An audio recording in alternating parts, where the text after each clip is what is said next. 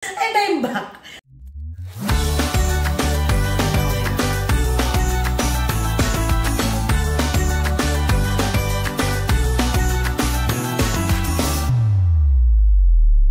Hi everyone, I'm Ruby again. Welcome back to my channel. So okay, na mga nakaraan gumawa tayo ng bansya. Nakailang bansya na ba tayo? Unamul, potato, mulchi, and then tofu. So ngayon, ito yung pang-limang bansya na gagawin natin. Ang cucumber kimchi or cucumber salad, okay?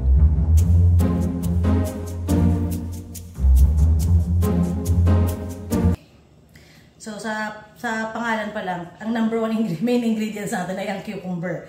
Madalas tong siniserve. Pag nagpumunta kayo sa mga Korean samgyupsalan, madalas tong nandun.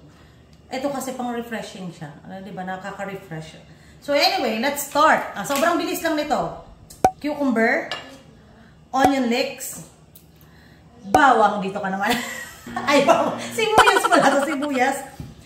Lagay tayo ng konting carrots, pampadagdag kulay lang. And then of course, ang ating pinong bawang. Sorry, sobrang dami nito, pero konti lang kailangan natin. Okay?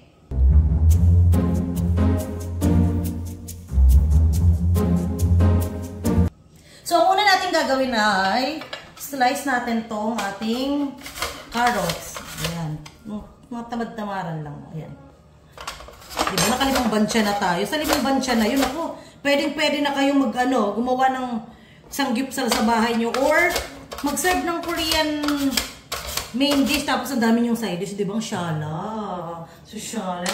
Yung table nyo puno ng side dish pero, diba, ang bilis lang gawin. Anyway, itong cucumber, shoot natin dyan. Ay, cucumber. Carrots pala. Ano ba? Ba't na-cucumber ako ng cucumber? Carrots yun. Carrots. Yung cucumber, tanggalin lang natin yung ito medyo pangit. Yung iba, yung cucumber, binababad pa sa salt para mas lumambot. Ayoko na, pero ako kasi ayoko ng malambot na malambot na kimchi. Gusto ko yung crunchy, yung pag kinagat ko siya, nangunguya. So ayoko siyang ibabad sa salt. Yan, pagoda na pagoda. Yan, hiwain lang ng ganito. Ganitong size. May iba naman, okay. I-mix na tayo sa bahay lang naman. Yan, pabilog. So, anong trip ng AR? Pabilog. Pahaba. Pahaba kasi. Pahaba sa AR. So, pahabain natin ng pahaba. Yan.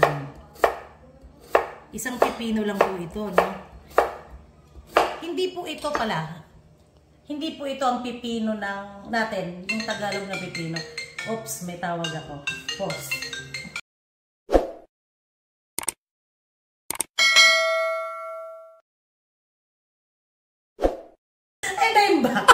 Sige, pagpatuloy natin ang paghiwa ng pipino. Maikli lang tong, madali lang tong gawin. So, pahabain ko sa pagsasalita. Sobrang bilis lang nito gawin eh. Okay, shoot natin ang ating pipino. Naugasan naman po yan kanina, ang ating mga ingredients. Oops, ito nahulog, hugasan natin. Ang ating sibuyas, gustong gusto ko ang kimchi na may sibuyas. Or anything na salad na may sibuyas na puti. Ewan ko ba. Siguro sa dati kong buhay, Indian ako. Gustong-gusto ko talaga siya. So, maglalagay tayo nito. Hinugasan na po natin ang ating sibuyas. Hiwain lang natin ng sobrang nipis. Ayaw naman natin yung kumakagat tayo ng sibuyas sa sobrang laki, no? Ano yun? Yan, sobrang nipis lang. Okay? Yan, o. Pag hiwa-hiwalayin, yan. Parang gusto ko mas marami pa. Okay. Depende po ito sa inyo ha. May iba po na ayaw ng sibuyas, may iba po ng hilig tulad ko. Kung ayaw niyo po ng sibuyas, pwede pong tanggalin. Yan. Yan. And then, ang ating onion leeks. Leeks. Laging may onion leeks, no? Pansin nyo ba? Sa lahat ng recipe. May onion leeks kahit mga side dishes lang. Okay. Huwain lang natin ng sobrang nipis na pabilog. Ayan.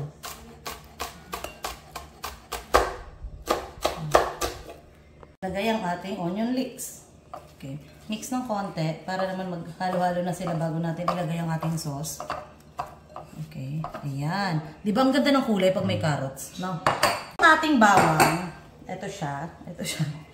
Gusto ko pa po mas pino. So, pipinuhin ko pa ng konti. Kukuha lang ako ng konti. Mga 1 teaspoon pala. Ayan. 1 teaspoon. Gusto ko pa siya pino. So, pagtsatsagaan ko siyang pinuhin. Ha? Shoot! So, after that, gagawa na tayo ng, lalagyan na natin ng seasoning to. Sobrang bilis lang to gawin.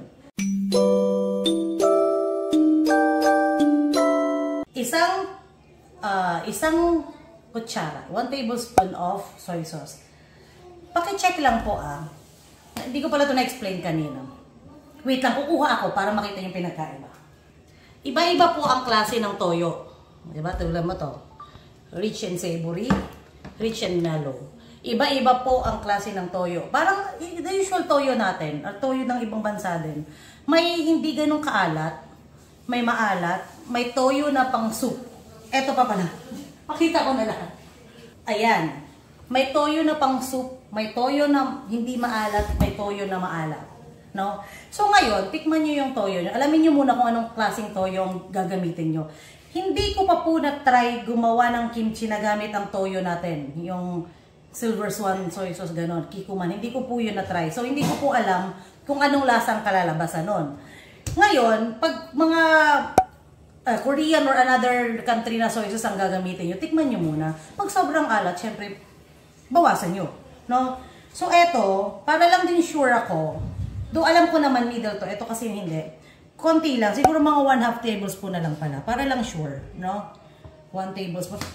Ang kimchi po, pwede tayo mag-adjust. So, better na unti-unti ang lagay. Then, tikim. Para lang din sure kayo. No? And then, lalagay ako ng suka. Ito, medyo matapang na suka. Mas gusto ko yung nakaraang suka. So, ang gagawin ko rito, konti lang din. Natatakot ako, baka mabuhos ko siya. Ayan, konti lang. Pandagdag asim. And then, lalagay tayo ng kutsukaru. Ayan. Ito, adjust din po. Tip sa paggawa ng kimchi. May kutsukaru po kasi, yung chili flakes ng Korean, dalawang klase po yan. Isang pang seasoning at isang pang kimchi. Mas masarap po pag pinagsama nyo sila. So, kunwari, isang bowl ng kutsukaru for kimchi, isang bowl ng kutsukaru for seasoning, ipag-mix nyo sila. Yun ang lagi nyong gagamitin pa nagluluto. As in, mas okay siya. Kesa yung kutsukaru for seasoning lang, yun ang isi-season nyo. No. Pag-combine nyo siya. So, eto, combine siya. Malinis naman po ang aking kamay. Mix natin. May iba po na naglalagay ng sesame oil, ha? Ayoko naman, yun nga lang. Ayoko yun sa ano. Kasi syempre salad naman talaga to. May iba na, di ba may mga salad dressing na may sesame salad dressing ngayon. So may iba na naglalagay ng sesame oil. Ako hindi ko pa siya, parang hindi ano ng panlasa ko. So mas gusto ko to. So dagdag tayo ng kutsukaru. Yan. Sabi ko nga po kanina, konti-konti lang kasi pwede naman pong magdagdag. And then maglalagay tayo ng ating mahiwagang laging kasama sugar. Pang balance. Okay, konti lang. Adjust na lang tayo later, okay? And then ang ating sesame seeds. Kailangan may sesame seeds. Yun, marami. Tikman natin. Saktong-sakto na. Ngayon, syempre iba-iba tayo ng panglasa. May iba na gusto mas maasim. Magdagdag tayo ng vinegar. May iba naman gusto parang mas mataas yung tolerance ng sa salt, sa maalat. Magdagdag po, okay? So ako, eto, saktong-sakto na ito for me. Mas masarap talaga siya pag may sibuyas. Yung ko ba? Indiana. Anyway, I hope guys you will like it. Sobrang dali. Hindi mo kailangan mag-isa. Madaling-madali lang paggawa ng kimchi. I hope you will like it guys and see you on my next vlog. Bye!